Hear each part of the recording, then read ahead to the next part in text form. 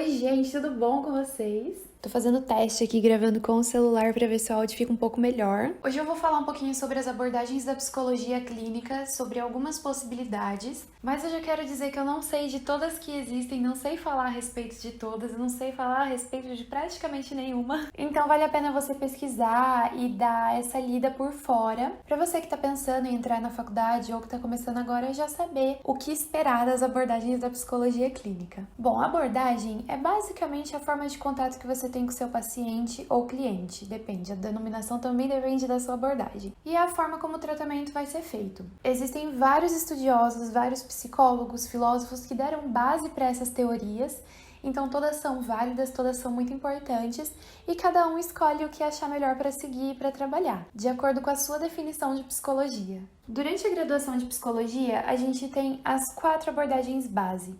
Eu não sei dizer em outras faculdades, tá? Tudo que eu vou falar aqui relacionado à faculdade é relacionado ao meu curso e à minha faculdade específica. Temos 4 abordagens base, que são psicanálise, análise do comportamento, humanista e cognitiva comportamental. Essas 4 são as nossas possibilidades de estágio no 4º e no 5º ano, que é quando você vai para a clínica. Mas você fazer estágio em alguma dessas abordagens não significa que... Duas coisas. Uma, você vai ter que trabalhar com isso depois que você se formar.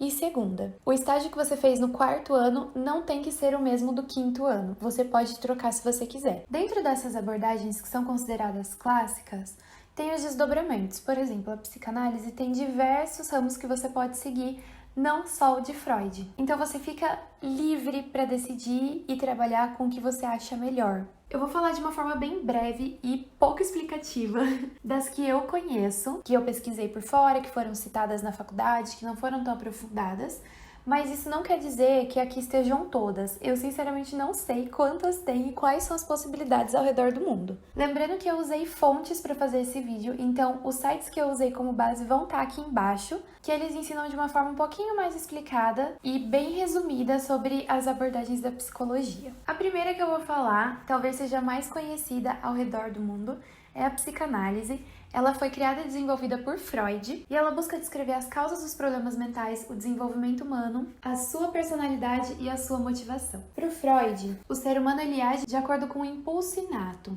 que é algo que te impulsiona a tomar alguma atitude, é algo que te impulsiona a agir, e ele concentrou o seu estudo no ego, que é o mediador desses impulsos.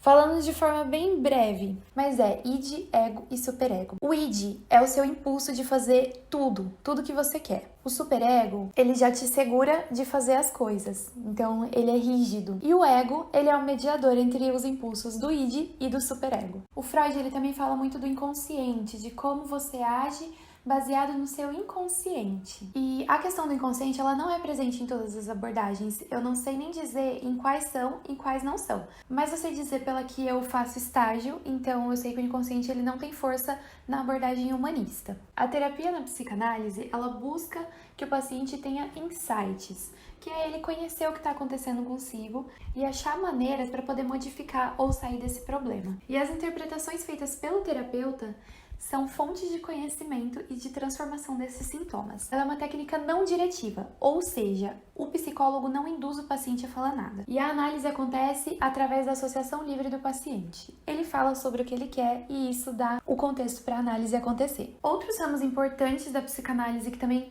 são muito válidos são Melanie Klein, Lacan, Winnicott, que eu não sei como que fala, e Bion. Mas também são desdobramentos da psicanálise que vale a pena você pesquisar se você estiver interessado nessa área. A segunda abordagem que eu vou falar é o behaviorismo, ou abordagem analítico-comportamental, mais conhecida como análise do comportamento. O seu principal desenvolvedor foi o Skinner, e essa abordagem é centralizada no comportamento da pessoa e na força que o ambiente exerce sobre essa pessoa. Se você está numa roda de amigos, você vai agir de um jeito. Se você está com a sua família, talvez você haja de outro. Então, o ambiente ele influencia diretamente na forma que o indivíduo age. E é isso que baseia essa teoria. Nessa abordagem, o psicólogo ele avalia o que o paciente precisa, ele auxilia nessa transformação comportamental. Ela passa o que a gente chama de tarefas de casa, que é direcionar um pouco o que o paciente tem que fazer e deve fazer durante a semana para que esse comportamento ele seja aprendido de forma gradual e no ritmo do paciente. Desse jeito, o paciente consegue ter esse contato com o que está incomodando e ir mudando a sua visão a respeito disso. A próxima abordagem ela pode causar um pouco de confusão com a anterior, que é a abordagem cognitivo-comportamental. Por ter comportamental no nome, também parece que é algo bem parecido, mas elas têm sim um desdobramento bem diferente. Essa teoria, ela foi embasada por Aaron Beck e ela trabalha com os pensamentos e crenças negativas que a pessoa tem sobre si mesma, sobre o mundo, sobre a vida. E se você pensa e age e tem crenças negativas, isso pode afetar negativamente a sua vida. Nessa abordagem, o terapeuta vai ajudar o paciente a mudar um pouco a sua visão, de forma que ele consiga lidar melhor com estímulos externos a ele. E com técnicas específicas, ele consegue mostrar para o paciente que esses pensamentos e crenças podem ser alterados. A próxima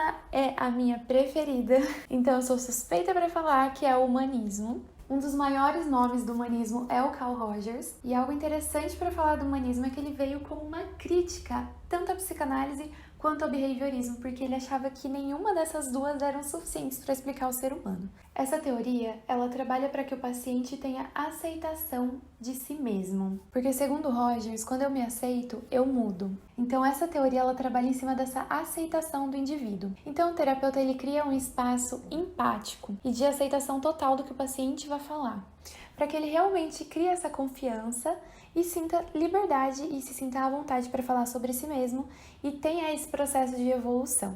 Então, o psicólogo ele não direciona nenhuma parte da entrevista e da consulta. Ele deixa que o cliente possa falar livremente sobre o que ele achar conveniente, o que ele achar melhor. E a gente trabalha em cima do que o cliente fala. A gente não fala nada que não seja trazido pelo cliente. Bom, então essas são as 4 teorias básicas que eu falei e tem algumas outras também que a gente estuda de forma breve e eu vou explicar um pouquinho. A primeira é a psicoterapia corporal ou Reiki, que ela trabalha com o quê? Os aspectos emocionais, eles geram uma consequência física. Então, o Reiki, ele trabalha diretamente com o corpo. Então, ele é menos verbal e mental e ele é mais corporal e físico. Então, o profissional, ele trabalha com essas modificações corporais, meditação, respiração, postura, relaxamento, entre outras técnicas. Outra abordagem é a psicologia analítica de Jung, ou análise junguiana. E aqui o objeto principal de estudo são sonhos e o terapeuta busca manter essa conversa de acordo com os problemas que levaram o paciente até ali. Essa abordagem usa a técnica da imaginação ativa,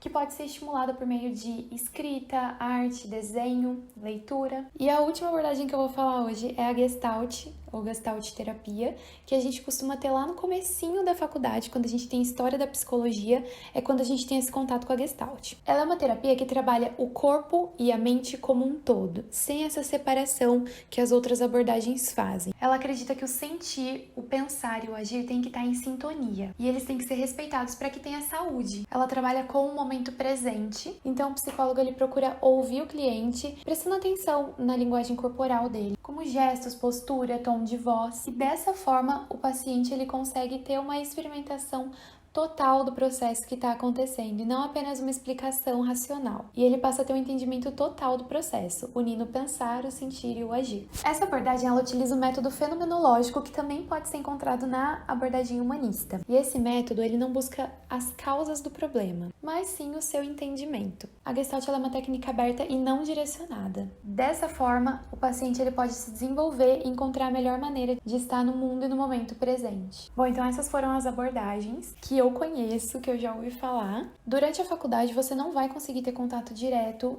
com todas elas, talvez no máximo 2, que são as que você vai estagiar, mas isso não impede que você faça uma especialização, uma pós-graduação e um estudo por fora da faculdade para escolher qual você vai querer trabalhar. Eu já falei em outros vídeos, mas a minha queridinha é humanista, é a que eu escolhi para estagiar no 4º e no 5º ano, e eu acho que é a que mais tem a ver com o que eu acredito e da minha visão do que é a psicologia e do meu objetivo como psicóloga. Espero que tenha dado essa visão ampla do que é a psicologia e das suas abordagens clínicas.